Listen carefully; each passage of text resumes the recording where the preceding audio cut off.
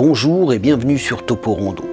Je vous emmène aujourd'hui en Haute-Savoie, plus précisément au-dessus d'Annecy et de son magnifique lac. Une fois n'est pas coutume, c'est une rando assez courte que je vous propose aujourd'hui. Après avoir rejoint le col des Contrebandiers, une courte montée en forêt nous permettra de prendre rapidement pied sur les crêtes qui offrent un magnifique point de vue sur le lac et les principaux sommets qui l'entourent.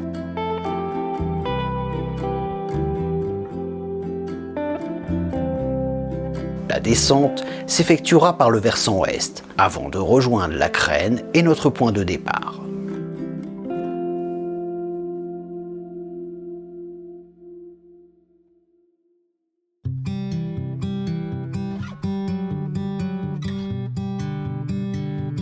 Du col des Contrebandiers, à 1050 mètres, on entame le parcours en direction de la Crène Sud, indiqué en 5 minutes.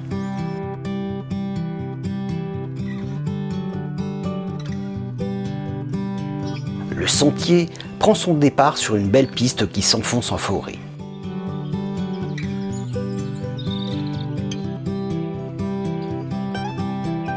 Au bout de quelques minutes, un premier point de vue nous permet d'observer l'un des sommets bien visibles des Annéciens, la tête du Parmelan.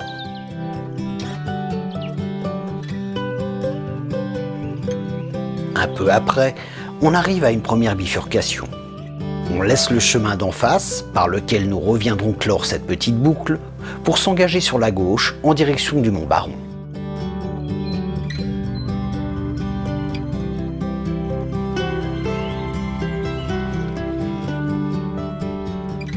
À partir de là, le sentier se rétrécit et la montée va se faire un peu plus raide.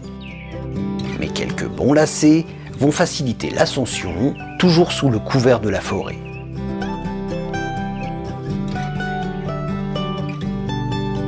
Nous sommes au printemps et la nature recommence doucement un nouveau cycle.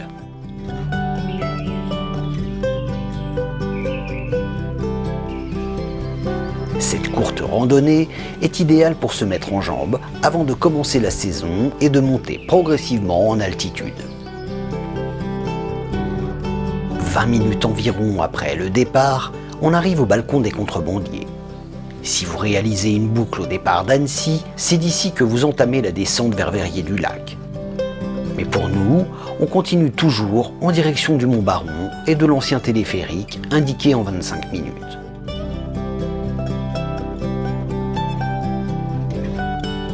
Bien que très évident, quelques discrètes marques jaunes et rouges nous indiquent que nous sommes sur le GR du pays du Tour du lac d'Annecy.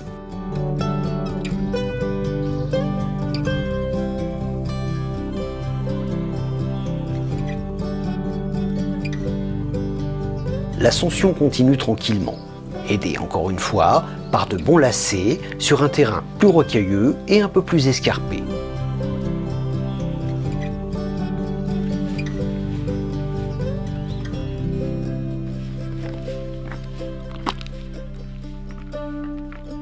Progressivement, on sort du couvert des arbres pour déboucher sur un premier panorama de toute beauté sur le lac et quelques sommets des Bauges.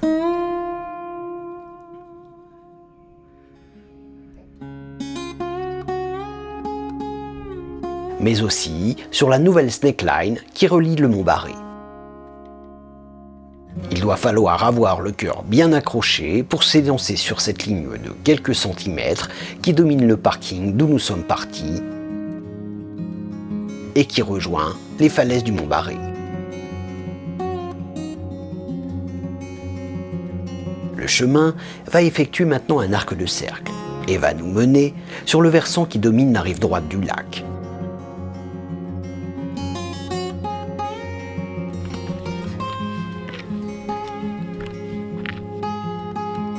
Cette vue ne va quasiment plus nous quitter.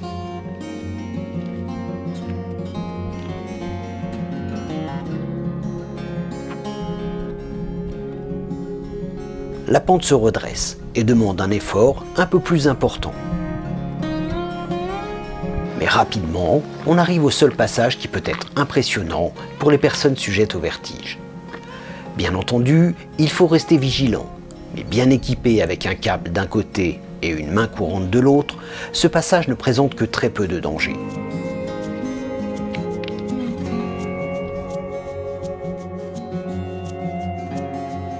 La vue s'étend encore davantage sur le lac.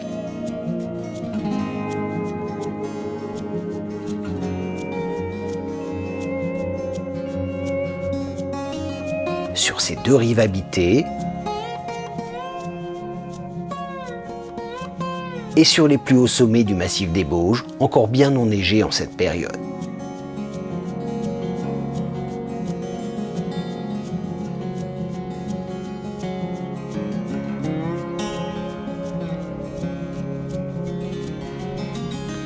Une dernière série de marches taillées dans la roche va nous mener maintenant au début des crêtes et à l'ancienne gare du téléphérique qui reliait Verrier-du-Lac.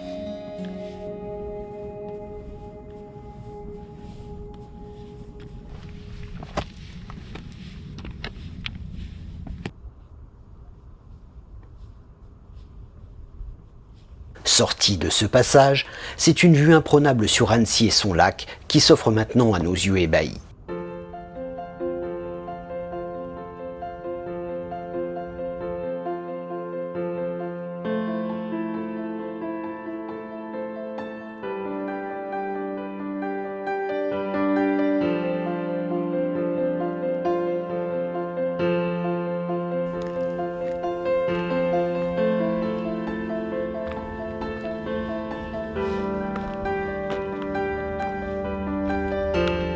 « 100 mètres après, on arrive sur un vaste replat bétonné, équipé de 2 tables d'orientation, permettant de repérer les principaux sommets autour d'Annecy.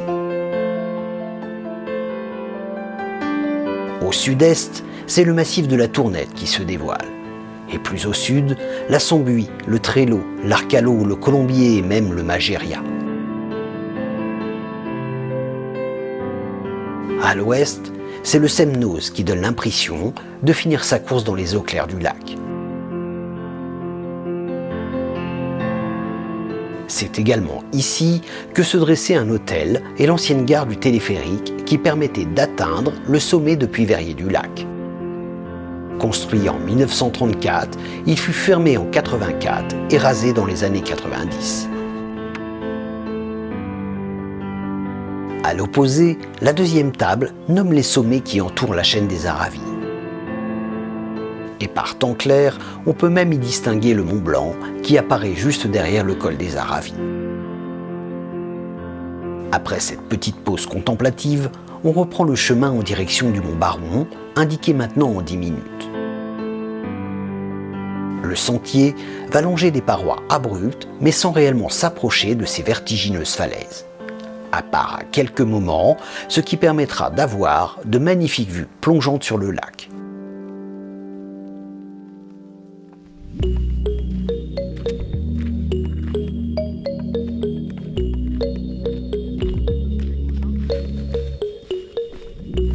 On commence par une petite dépression qui nous fait perdre un peu d'altitude et que nous devrons regrimper dans la foulée.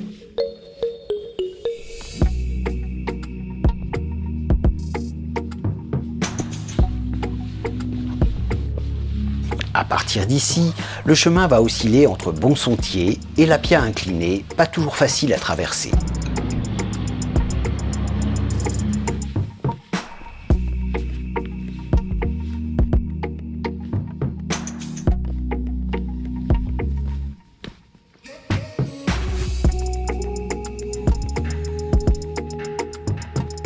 Régulièrement, le chemin s'éloigne des crêtes, franchi de petites barres que l'on remonte immédiatement, tout en se rapprochant de nouveau des falaises qui offrent d'incroyables belvédères.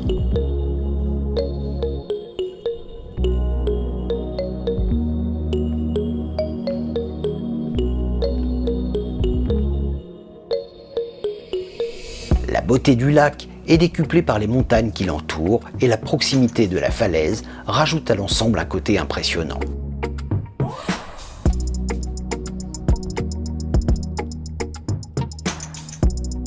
En cette période, le frémissement des feuilles au sol vous permettront de repérer facilement les nombreux lézards qui vous suivront durant tout ce parcours.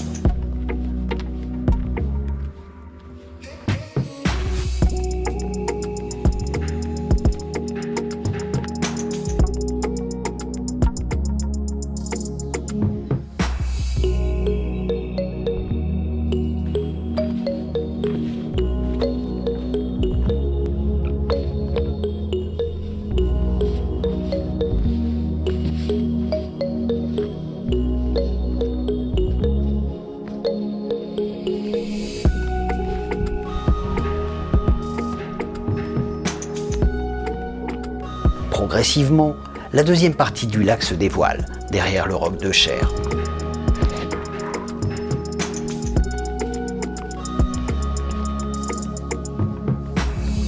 Entre 10 et 15 minutes depuis l'ancien téléphérique, on arrive au Mont Baron. Très prisée des Annéciens, cette randonnée est, comme vous le voyez, très fréquentée.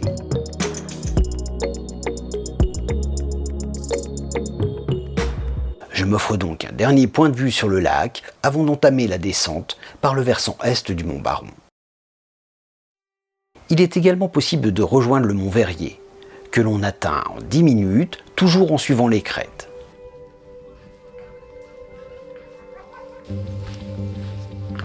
On prend la direction de notre point de départ. On quitte les crêtes pour s'enfoncer dans la forêt en suivant les marques vertes.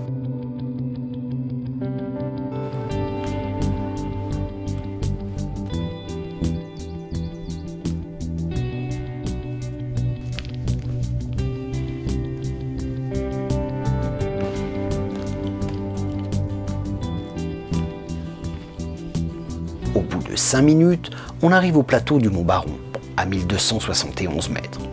De là, on obliquera vers l'est en direction de la crête nord.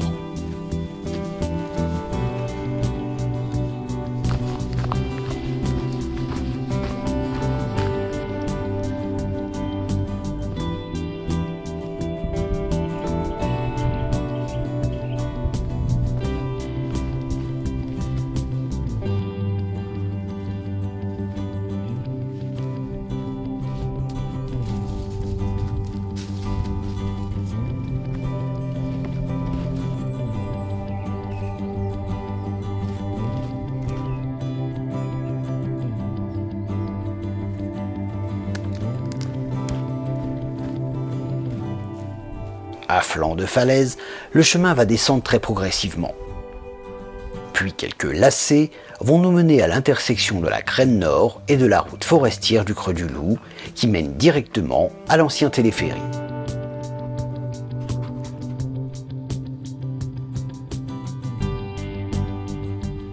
On s'engage maintenant vers la crête sud, d'abord par quelques lacets, puis de nouveau à flanc de falaise.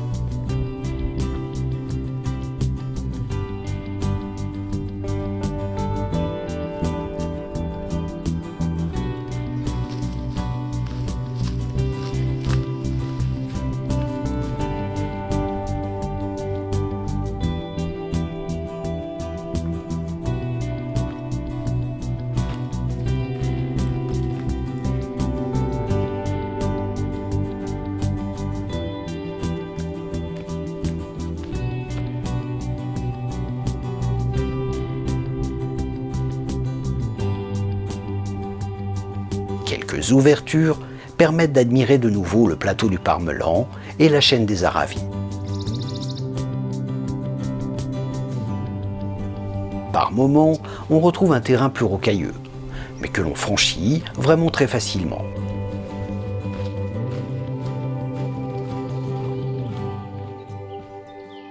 Puis, on rejoint la crête sud.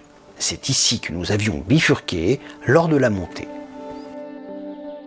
De là, on reprend le sentier pris à l'allée et l'on rejoint en 5 minutes le col des Contrebandiers. Pour résumer, cette randonnée en boucle de 3,5 km et d'environ 270 mètres de dénivelé est réalisable en 2h15. Idéale pour se mettre en jambes avant d'entamer des randonnées plus engagées, elle ne présente pas de difficultés particulières. Mais il faudra faire attention par temps humide au passage rocailleux où la pierre est largement patinée. Il est également préférable d'éviter les week-ends et de commencer tôt si vous voulez avoir une chance de pouvoir vous garer. C'est ici que se termine cette rando. J'espère vous avoir donné l'envie de parcourir ces beaux sentiers. Si c'est le cas, je vous invite à vous abonner et n'hésitez pas à me laisser un petit message. Et on se dit très vite pour de nouvelles aventures sur Toporando.